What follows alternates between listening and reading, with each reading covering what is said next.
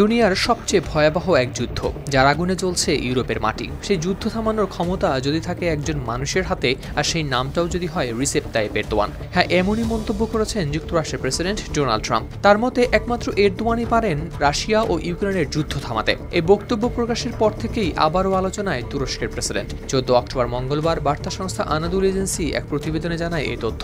এ সময় এরদোয়ানের সাথে নিজের সুসম্পর্কের কথাও বলেন ট্রাম্প।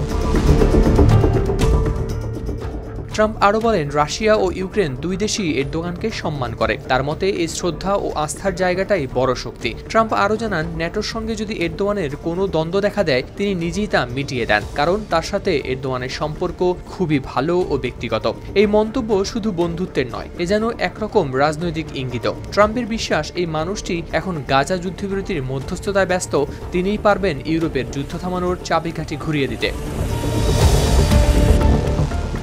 এর আগে সোমবার মিশরের রিসোর্ট শহর শারম আল শেখে অনুষ্ঠিত হয়েছিল এক বিশেষ সম্মেলন। ট্রাম্প, মিশরের president Abdel Fattah al Sisi ও এরদোগান সহ 20 জন বিশ্বনেতা মিলিত হয়েছিলেন সেখানে। আলোচনার মূল বিষয় ছিল গাজায় যুদ্ধবিরতি চুক্তি, তবে পাশাপাশি উঠে আসে রাশিয়া ইউক্রেন সংঘাত বন্ধের আহ্বান। সেই সভায় এরদোয়ান স্পষ্ট জানিয়ে দেন, তুরস্ক যে কোনো শান্তি উদ্যোগে মধ্যস্থতা করতে প্রস্তুত, কারণ তার দেশের অবস্থান সবসময় ছিল ভারসাম্যের জায়গায়। একদিকে ন্যাটোর সদস্য, অন্যদিকে রাশিয়ার ঘনিষ্ঠ বন্ধু। এই অনন্য অবস্থানই হয়তো তাকে দিয়েছে এক বিশেষ ভূমিকা। 2022 সালের ফেব্রুয়ারি থেকে শুরু হওয়া এই যুদ্ধের অবসানে তুরস্ক শুরু থেকেই সক্রিয়। শস্য রপ্তানি চুক্তি থেকে শুরু করে যুদ্ধবিরতির আলাপ, সবখানেই তাদের ছায়া আছে। তাই ট্রাম্পের এই মন্তব্যে অনেকেই নতুন করে ভাবছেন, হয়তো সত্যিই শান্তির শেষ কণ্ঠস্বরটা আসবে আঙ্কারা থেকে।